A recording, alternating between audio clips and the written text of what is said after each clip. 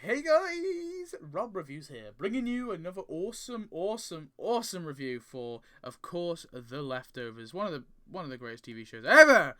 Sorry, I need to check that my thing. Sorry, I shouted. I need to check my audio was working.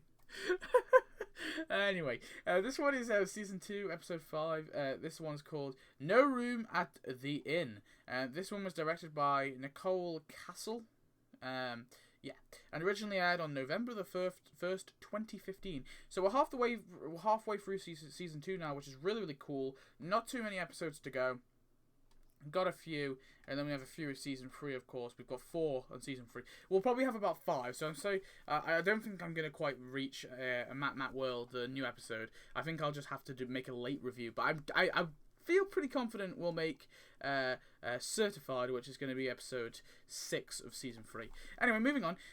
This episode I really love because this is a Matt episode. Of course, like next week's season 3 episode is going to be a Matt episode. This one's a Matt episode. So this one is all about, of course, Matt Jameson, who is, of course, the Reverend, the new Reverend at Jarden, and of course our season 1 character of the same name, or the same character, the same one. Anyway, obviously we see that he's been duplicating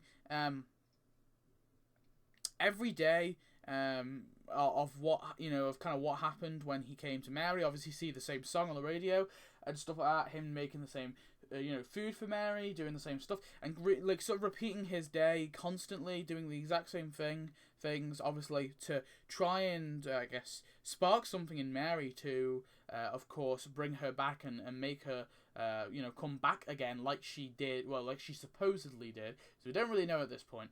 Like she supposedly did when, of course, they first arrived in Jarden. Now, then, basically, obviously, it doesn't really happen. So we see eventually Matt taking Mary to Austin to obviously get an MRI done, a scan, obviously, to see if anything's happened with her brain. And while there, the doctors reveal, of course, they're talking about all of her things, and then they actually reveal that she's pregnant. And the doctor is kind of hinting, we can see that he's hinting that he thinks Matt raped her, of course, because she couldn't give consent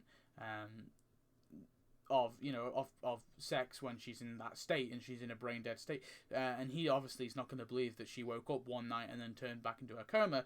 So yeah, then obviously Matt insists he and Mary made love the night of her recovery. So anyway, while on their way back to Jarden, they come up to a man. We see, of course, Matt is on is driving his car, and he sees this guy with a broken down car, and obviously Matt, being the nice man he is, he obviously gets out to help him with his car, as he's got a young son as well. And obviously when Matt stops to assist, he helps him, and obviously the stranger notices the wristbands on both Mary and Matt, and the guy obviously smacks Matt across the head, and then he snaps his arm as well to steal his wristband to get it off his wrist. And obviously then they take their car, they ditch. No, they don't take. They just take the battery out of their car, and then obviously they leave Mary, and they take Mary's thing as well. And then Matt's sort of knocked out. He's kind of hallucinating a little bit, and we actually see Mary talk to him and say that he needs to wake right now, otherwise, if they don't get back to Jarden, the baby's going to die and not going to make it. So of course Matt obviously starts to rush, but then he obviously notices that the thing's gone, and we see him sort of rush back to the town, but he can't get in at first. Then he obviously convinces the guy at the checkpoint that he that he is a real, he is actually a thing, and he's lost, his wristbands were stolen. We see that John comes to go help them. He agrees to sponsor them on one condition, that Matt must admit that Mary's pregnancy is not where. What? Obviously, he wants him to confess for the. Well, he wants him to. He thinks that Matt obviously, raped her. Essentially, that's what he believes. And obviously, while they're driving, they come across. And then of course we see that he kind of kicks Matt out eventually, and Mary out, and Then we see that Matt obviously is talking, going around the camp, which is outside, and then he finds a way to get through a tunnel, and obviously goes through the tunnel with Mary, and then a big sort of wave comes through the tunnel and they're washed out, so that doesn't really work. And then eventually Nora comes and puts them in the back of the trunk. Eventually, after all that, then there's a road accident with a herd of goats, and there's a car accident, and the car flips. And then obviously the thief we actually find is laying dead. With the sun quivering nearby, is actually the guy. Well, yeah, the guy who stole Matt's wristbands, and of course, yeah. And then we see that after sending Mary ahead, Kevin and Nora, Matt takes the boy to John. He tells John to take care of him, and that he will not enter John again until he can prove his truth. Obviously, Matt giving his wristband to the boy so the boy can stay, and then we actually see Matt heads back to the encampment, back to the camp, and of course he goes back to the sort of what you call them, barracks, is that the right word? Stocks, whatever. Basically, you know what guys mean. And basically, he says yes to the woman, and she says yes to what? He goes, I want to take his place, and she takes the place of the guy. Obviously, we get to see his willy as well. Get to see his knob. That's pretty cool.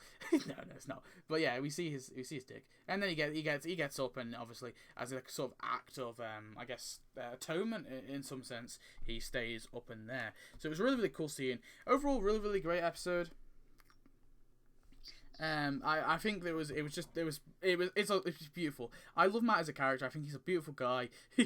not in that in spiritual sense. And the fact that the scene at the end, it was so simple. Yeah, I just loved it. I really did. I think this episode, and a lot of people might disagree with me. Maybe it's because I love Matt so much, but I think it is a solid 9 out of 10 in my opinion. I think it was just beautiful an episode.